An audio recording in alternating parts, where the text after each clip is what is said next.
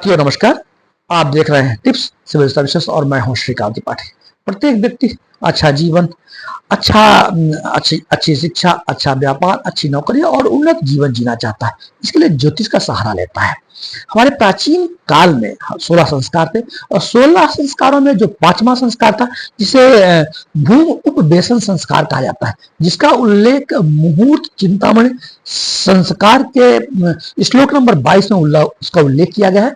इस मुहूर्त चिंतामणि संस्कार में बच्चों की अभिरुचियों के लिए एक व्यवस्था बनाई गई थी प्राचीन काल में कि छोटे बच्चे के सामने विभिन्न प्रकार की वस्तुएं जैसे वस्त्र, शस्त्र, पुस्तकें, लेखनी, सोना और ऐसी वस्तुएं रख दी जाती थी। बच्चा जिस वस्तु को उठा लेता था, जिस वस्तु को पकड़ता था, उससे बच्चे की अभिरुचि, उसका इंटरेस्ट और उसकी रुचि समझ में आती थी और उसको ज्योतिषी विश्लेषण के माध्यम से, मनोविज्ञान के माध्यम से उसी क्षेत्र में उसको शिक्षा के क्षेत्र में आगे बढ़ाया जाता था, भविष्य निर्माण और करियर के क्षेत्र में आगे बढ़ाया जाता था।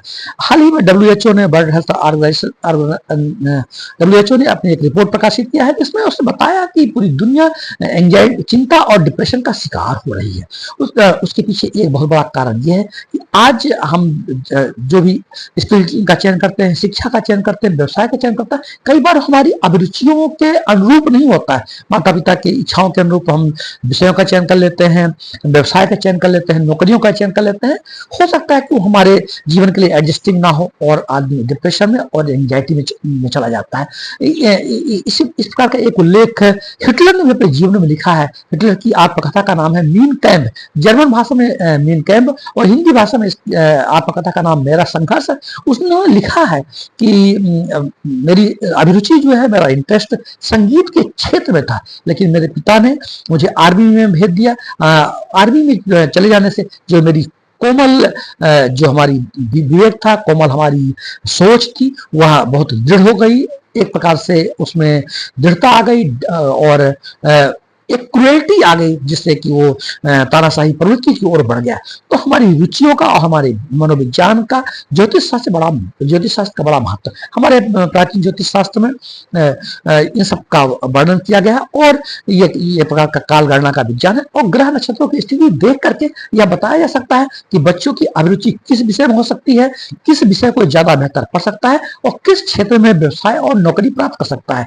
हम जानते हैं कि जो हमारी कुंडलियां होती हैं उसमें 12 हाउसेस होते हैं जिसे भाव कहा जाता है और उन हाउसेस में जो भी ज्योतिष के विवेचक होते हैं देखते हैं कि किस भाव में या किस हाउस में कौन सा ग्रह है, कौन सी राशि है, कौन सा नक्षत्र है, उसके आधार पर वह विश्लेषण कर लेते हैं। इसमें वास्तु शास्त्र का भी उल्लेख है। खासकर शिक्षा के क्षेत्र में हमारे ज्योतिषियों ने, हमारे जो वास्तु क्षेत्र के विज्ञानी हैं, उनका कहना है कि जो विद्यालय बनाए जाते हैं, अगर विद्यालय की स्थिति इस प्रकार हो कि अध्ययन कक्ष और अध्ययन करते समय यदि व्यक्ति का, बच्चों का मुख पूर्व की ओर या उत्तर की ओर उनका मुख करके शिक्षा का अध्ययन किया जाता है, कराया जाता है, तो उनमें एक सकारात्मकता की वृद्धि होती है, उनकी सोच अच्छी हो सकती है और ज्यादा अच्छे से वो विषय को समझ सकते हैं। इसी प्रकार ग्रहों के क्षेत्र में अगर हम जाएं तो ग्रहों में 5वां जो भाव होता है, 5वां भाव और 9वां भाव को देख करके किसी के भविष्य निर्माण के, किसी की करियर की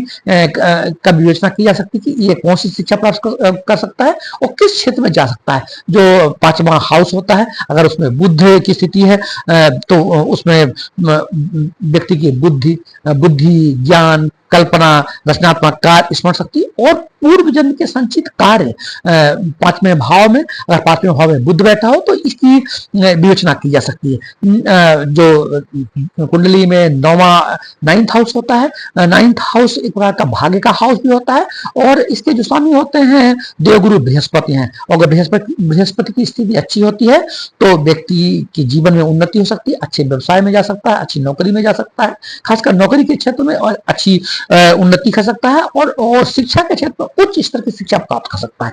तो 5th हाउस और 9th हाउस, 5th हाउस में अगर बुध ग्रह बैठा हुआ है और 9th हाउस में यदि गुरु ग्रह है तो शिक्षा के क्षेत्र में और नौकरी के क्षेत्र में अच्छी उन्नति हो सकती है। इसी प्रकार के अन्य ग्रहों का भी उल्लेख है।